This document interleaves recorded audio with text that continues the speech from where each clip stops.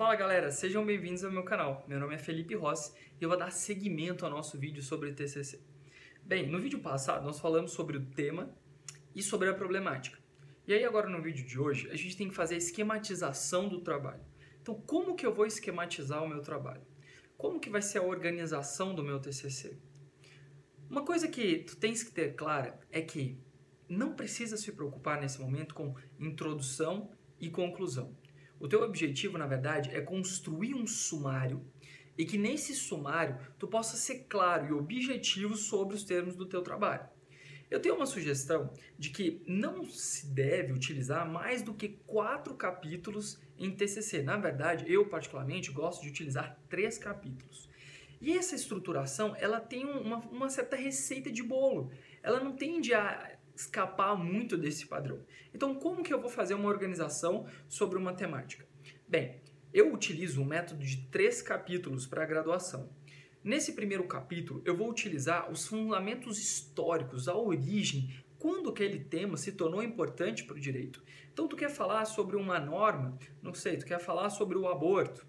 E aí, o primeiro capítulo vai trazer sobre a relevância daquele tema sobre o ordenamento jurídico. Então, te imagina, quando que o direito começa a se preocupar com o aborto? Quais foram as primeiras leis? Como ele se desenvolveu? E aí, depois tu atrai para o ordenamento jurídico brasileiro, e aí vai lá e começa ordenações filipinas, Código de 30, e toda a estruturação até chegar aos dias de hoje. Mas perceba que é somente a parte histórica, porque quando se quer desconstruir algo recente, digo atual, tu tens que atacar exatamente a existência dele, a ideia inicial, a concepção inicial. Então, se tu quer atingir uma finalidade de desconstrução normativa ou atingir um princípio atual, uma das primeiras coisas que tu tens que fazer é, por que existe isso? Então, a parte histórica ela é fundamental para isso. E não se trata de encheção de linguiça, mas sim de dar uma robustez nos seus argumentos. Porque se vais falar de uma norma, é interessante saber como nasceu essa norma.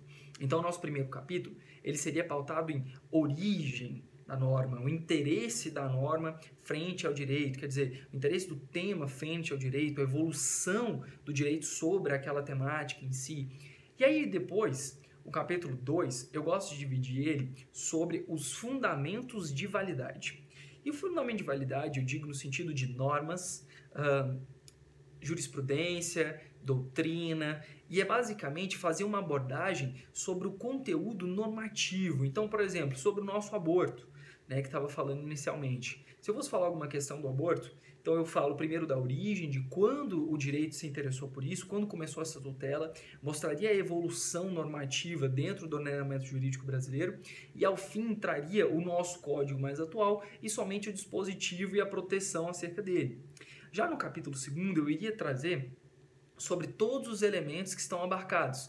Jurisprudência, o que o código diz, ele diz lá sobre a criminalização do aborto, e daí eu iria trazer sobre as hipóteses onde o aborto não seria considerado crime, traria jurisprudência, e aí apresentar os tratados internacionais, todo o arcabouço normativo acerca daquela temática que se propõe.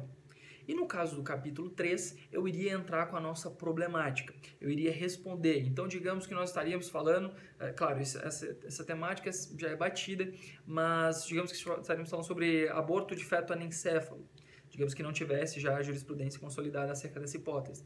Então, eu traria no nosso capítulo 3 exatamente essa disposição da hipótese do aborto no caso do feto anencéfalo. E daí eu traria todas as variáveis acerca da pergunta que se busca responder. Quer dizer, da constitucionalidade do aborto, da descriminalização, que seja. Mas eu ia responder, eu ia apresentar exatamente aquela pergunta problemática. Então o capítulo 3 ele tem esse condão. Agora te imagina, essa é uma estrutura muito enxuta e na verdade é uma receita de bolo. Tu começa com historicidade, depois tu evolui para os fundamentos jurídicos, para os ordenamentos, para a legitimação normativa e por fim tu vais alcançar exatamente o problema, o cerne da questão. Isso é muito importante porque ele precisa de uma cognição, ou seja, um começo, meio e fim. E para você poder impugnar um ordenamento, alguma norma vigente, recente, é fundamental que se tenha toda uma estrutura encadeada, cognitiva, linear, para ilustrar aonde se quer chegar, aonde se almeja. Então, historicidade, fundamento de validade e, por fim, a problemática, aquela que se almeja responder ao longo do seu trabalho, ok?